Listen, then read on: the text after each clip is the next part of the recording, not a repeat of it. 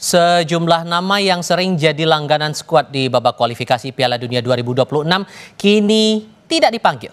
Ada juga sejumlah nama baru yang bisa saja debut untuk timnas kita saat menjalani laga kualifikasi babak keempat nanti di bulan Oktober. Pertanyaannya, sudah tepatkah nama-nama yang dipanggil Patrick Kluivert ini atau justru ini skuad terbaik yang dimiliki timnas kita sekarang? Kami akan ulas ini bersama dengan analis sepak bola Roni Pangemanan. Bung Ropan, apa kabar? Baik. Terima kasih sudah bergabung bersama kami kali ini. Ya. Kita mau coba bahas soal 28 nama yang sudah dirilis sebelumnya atau sudah dipanggil begitu oleh Coach Patrick Kluivert dengan harapan ini bisa memperbaiki keadaan kita dan membuka peluang untuk kita masuk ke Piala Dunia 2026. Ya. Saya mau coba melihat dulu untuk posisi kiper dulu nih.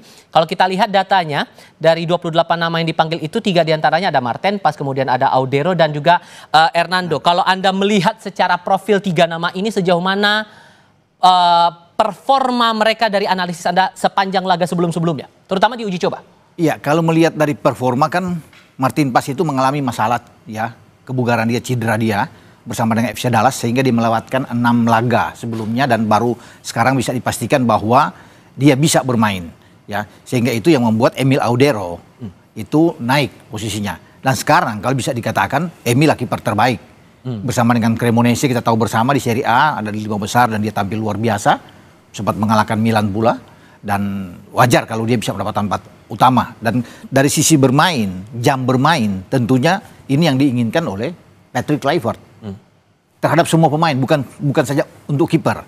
Ya, jadi saya pikir kehadiran dari Paes oke, kita harus bersyukur bahwa kita punya kiper yang bisa menjadi untuk melapis juga bagi Emil Audero, karena tadinya kan Paes yang ada di atas yang lebih dulu, baru ada Emil.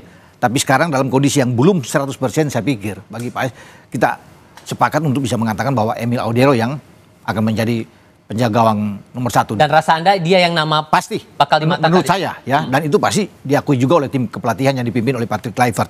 Sementara Hernando selalu bisa mendapatkan jam bermain bersama dengan Persebaya.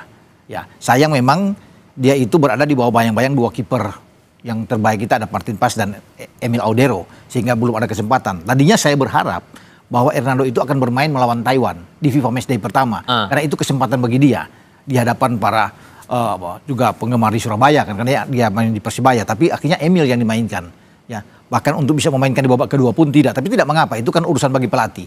Namun pemilihan Hernando saya pikir oke, karena memang harus 3 pelatih dan tidak ada satu pemain pun, Nadeo Argewinata yang tadinya di FIFA Matchday ada di dalam tapi kan tidak mendapat jam bermain juga di tim nasional.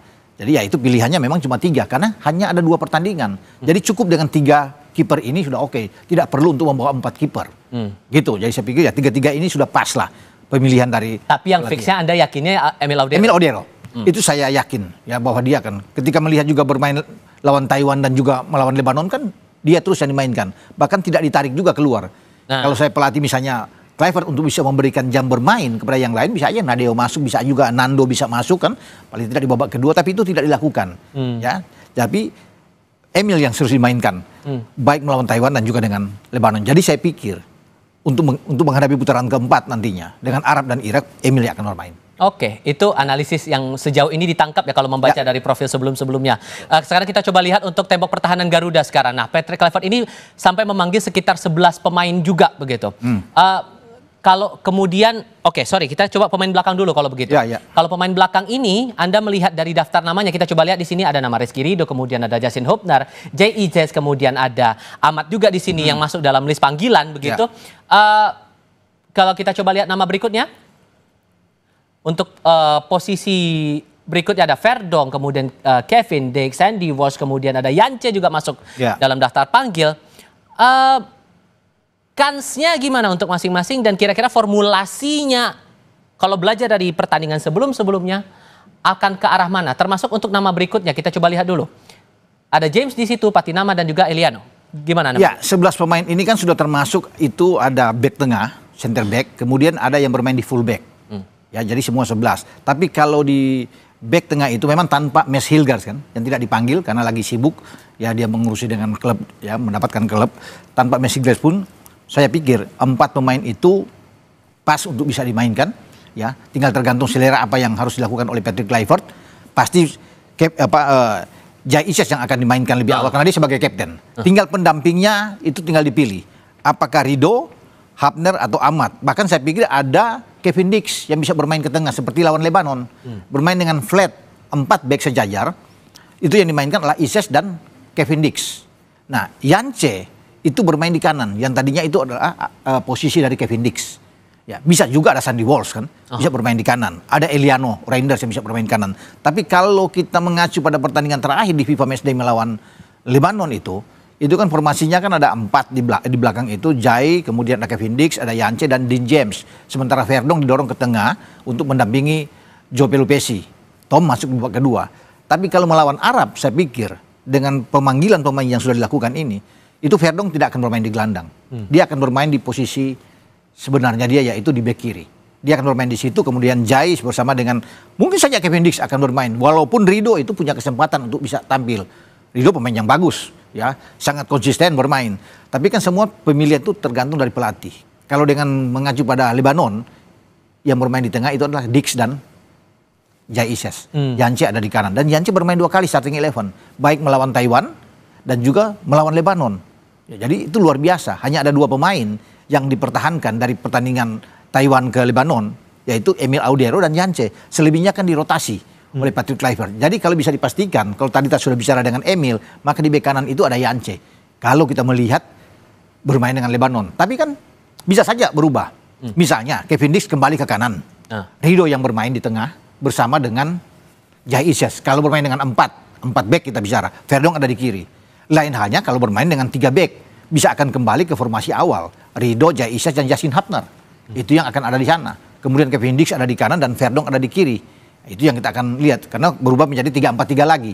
Cuma kan Kluivert melihat dia akan meminggirkan posisi 3-4-3 itu dengan skema itu dia akan beralih ke 4-3-3 atau 4-2-3-1. Makanya dengan flat itu dicobalah dalam 2 pertandingan FIFA Matchday melawan Taiwan dan Lebanon. Sehingga itu tergambar dengan Kevin Dix dicoba bermain dan bermain bagus Kevin Dix. Dalam transisi permainan dia lebih banyak untuk naik. Pola uji coba itu bisa diterapkan lagi. Itu saya pikir dari situ mungkin dia akan kembangkan melawan Arab dan Irak. Karena dengan pola 3-4-3 itu kan sudah kita bermain dengan Arab di putaran ketiga dan juga dengan Irak di putaran kedua. Dan mereka tahu dengan pola itu kan. Semenjak masih di STY dengan 3-4-3 selalu kan. Kita bertahan menunggu bola counter attack. Nah mungkin Kluivert saat ini ingin merubah cara itu dengan bermain posisi 4 back flat. Kemudian ada 2 gelandang yang lebih bertahan dan ada 3 gelandang lebih menyerang. Di samping ada 1 pemain yang ada di depan. Mungkin oleh Romani. Tapi kan semua tergantung dari Patrick Kluivert melihat. Jadi pemain-pemain belakang nggak ada masalah saya pikir. Itu semua pemain terbaik yang dipilih. Tapi kalau membaca kondisi lawan kita, Arab Saudi dan juga Irak, itu pola pertahanannya apakah perlu sama lagi seperti waktu itu?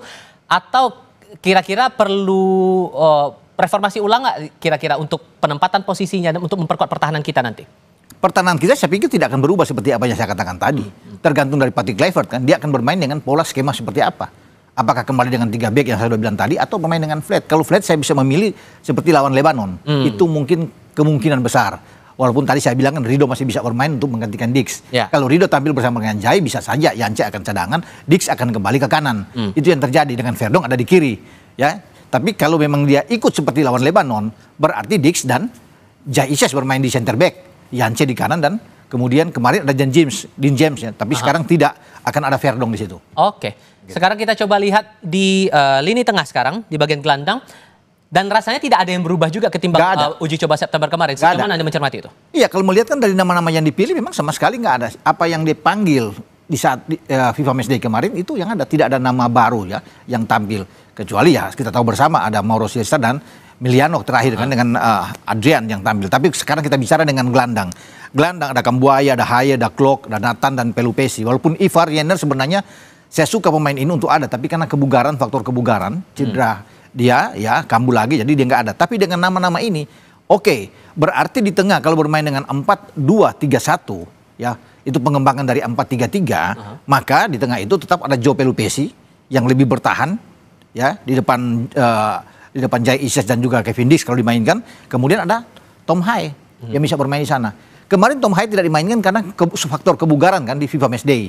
Sehingga Verdong yang dicoba oleh Patrick Kluivert bermain di sana, Dean James bermain di kiri. Tapi sekarang melihat dia bermain di Persib dengan bagus ya. Kemarin 90 menit lawan Arema tampil oke, bahkan dapat perpanjangan waktu bersama dengan Eliano. Saya pikir dia akan kembali ke top performance dia. Sehingga itu yang dibutuhkan, yang kita perlu sekali untuk seorang Tom Haye. Kenapa? Karena kita butuh pemain yang bisa mengendalikan ritme permainan di tengah. Tidak ada gelandang-gelandang seperti Tom Haye. Semua gelandang tipikal itu petarung, perebut bola, dan lebih bertahan. Satu-satunya yang bermain stylish adalah Tom Haye, yang bisa menilai bola, bisa melihat untuk mengumpan kemana arah bola. Dia lebih oke dibandingkan dengan misalnya Joe Pelupessy. Joe Pelupessy seorang pemain yang simpel kan, dapat rebut bola kasih. Nah, kita harus perlu seperti seorang Tom Haye, dan dia sudah mendapatkan itu, perlahan-perlahan dia dapat tuh stamina dia, fisik dia akan kembali. Bagaimana kemudian untuk Kambuaya, Klok dan Nathan ini kalau Anda melihat? Kalau bermain dengan 4-2-3-1, saya pikir Kambuaya akan mendapat kesempatan bermain. Di mana posisi Kambuaya? Kalau Ragnar Oratmangun ada di kiri misalnya atau dengan Miliano, dia bisa bermain sebagai gelandang serang. Lafri Roll di sana dia diberikan kesempatan bisa bergerak ke kiri, sama seperti lawan Lebanon kan. Ketika ada Vano bermain di kiri, ya dia bisa berputar dari kiri, bisa bermain di kanan, dan itu lebih bagus. Dan ini pemain bagus, skill, teknik, oke semua. Ketenangan dia ini bagus, tidak kasar bermain, jadi cocok dia. Jadi kalau kembali ke dari 4-2-3-1 ke 4-3-3, yang bermain di gelandang untuk mendampingi Joe Pelupessy dan juga dengan Tom Haye adalah Ricky Kambuaya, karena dia bisa di gelandang. Ya, jadi kembali ke posisi yang normal dengan 4-3-3. Kalau mendorong dengan 4-2-3-1, ya dia akan didorong lebih di belakang kalau Ole bermain di depan. Jadi saya pikir itu format yang fleksibel yang akan dilakukan oleh Patrick Kluivert. Dan saya meyakini dia pemain yang bagus. Lawan Lebanon kan bisa dilihat, terutama babak pertama, bagaimana dia banyak dijegal oleh lawan-lawan, oleh pemain-pemain belakang Lebanon, dan ini pemain yang sangat baik. Gitu. Oke. Dan tinggal posisi striker nih sekarang, yang juga perlu kita cermati karena kan ini pertaruhannya cukup besar untuk kita mengamankan posisi, kalau betul mau mengamankan posisi di Piala Dunia 2026. Ada nama Ragnar Oratmangun, kemudian ada Beckham di sini, Romeni juga ada di sini. Nama berikutnya teman-teman boleh ditunjukkan lagi yang sudah masuk dalam daftar panggil. Kalau untuk sekarang ini yang 3 dulu deh. Ragnar, Beckham, dan Romeni, secara performa Anda melihatnya gimana? Yang mencolok ada nggak kira-kira di antara 3 ini? Ya, Beckham pemain yang bagus. Ya, kalau bisa dilihat dia bisa bermain dari posisi keluar ya, bermain dari sisi flank. Tetapi kan kita butuh pemain yang punya kecepatan seperti Ragnar. Dia harus kembali seperti di awal. Ya, kenapa dia tidak dimainkan kemarin dalam 2 pertandingan Taiwan dan Lebanon? Walaupun dia ada, ditahan oleh Patrick Kluivert. Karena Patrick Kluivert ingin melihat dia tampil maksimal all out saat menghadapi putaran keempat lawan Arab Saudi dan Irak. Makanya dia disimpan saya pikir untuk menjaga kebugaran dia setelah dia dari sakit yang begitu lama, dan dia pasti akan dimainkan. Dengan dia ada, itu dia punya kecepatan Ragnar Oratmangun. Sehingga dari sisi ini akan sangat bagus. Walaupun sebenarnya Beckham masih bisa di situ, ada Vano juga paling bisa bermain, tapi kalau memilih dia akan bermain dari sisi, dan dia akan full. Hanya 2 pertandingan itu yang diharapkan Ragnar akan bermain. Kembalinya oleh Romeni juga ini patut disyukuri, luar biasa. Saya berharap, saya tadinya melihat bahwa ini kemungkinan kecil kan setelah dia pasca operasi, tetapi karena niat dia yang luar biasa, ambisi, itu yang mendorong dia lebih cepat sembuh, recovery dia sembuh. Ya, tentunya ada komunikasi dengan tim dokter juga, tim medis, yang memberikan garansi, jaminan bahwa Ole bisa bermain. Tanpa ada jaminan dari tim medis, tidak mungkin dia dipanggil oleh Patrick Kluivert. Ya, tapi karena keinginan yang luar biasa, dia berlatih dengan baik bahwa dia masuk. Kita coba lihat untuk nama berikutnya nih. Untuk nama berikutnya sejauh mana Anda menganalisis? Mauro Zylstra, kemudian ada Milano Jonathan dan juga Egy. Kalau ini dua nama baru juga kan? 2 nama baru ini memang sudah dicoba dalam 2 FIFA Matchday. Bisa jadi tumpuan nggak kira-kira? Iya, ketika Ole tadinya kita tidak berharap dia akan hadir begitu cepat ya, pasti Mauro Zylstra dong yang akan ada di depan sebagai nomor 9. Ini kan murni nomor 9, Mauro Zylstra ini. Kemudian kalau dengan Jonathan ini kan sudah memperlihatkan penampilan yang oke, baik melawan Taiwan dan Lebanon. Jadi ini pemain yang bagus kalau bermain dari sisi kanan. Egy pemain yang juga ke flank. Egy kan bukan striker, tapi lebih banyak ke flank. Jadi kalau bisa dilihat ini akan menjadi pelapis bagi Ole, jika Ole ada. Kemudian Jonathan akan menjadi pemain inti untuk bermain di kanan, di posisinya Marcelino. Itu. Oke, untuk nama berikutnya ada nama lagi yang sejauh mana Anda membaca ini? Sananta, Jakob, dan Lillipali. Iya, ini sebagai tim yang saya pikir sebagai pemain yang mungkin akan masuk sebagai super sub, ya. Ya, tapi kalau bicara dengan Jakob, kalau bermain dengan 4 tadi, Jakob akan ada di belakang. Nah, itu akan bagus tentunya di posisi kanan. Sementara Sananta akan menunggu kalau ada cedera mungkin terhadap oleh Romeni atau kemudian sisa tidak bermain, baru ada kesempatan dari Sananta. Tapi kalau melihat juga ke belakang, Sananta kan selalu dimainkan oleh Patrick Kluivert. Ketika dalam pertandingan terakhir walaupun sebagai pemain super sub. Lillipali pasti akan menjadi pelapis juga, tidak akan mungkin bermain sejak di starting 11 di awal. Walaupun lawan Lebanon dia bermain dari awal bersama dengan Kambuaya. Karena yang kita bahas tadi, Ragnar akan menempati posisi itu. Jadi Lillipali mungkin kalau akan main di babak kedua gitu. Oke, dan sejauh Anda membaca tadi lini-lini kita dengan komposisi tim kita yang punya peluang untuk memperkuat posisi kita di Piala Dunia 2026 ini. Semoga ini doa terbaik kita kan untuk timnas kita. Seberapa besar peluangnya kalau melihat lawan kita adalah Arab Saudi dan Irak? Kita akan bahas ini di segmen berikutnya. Tetap bersama kami di Sapa Indonesia Malam.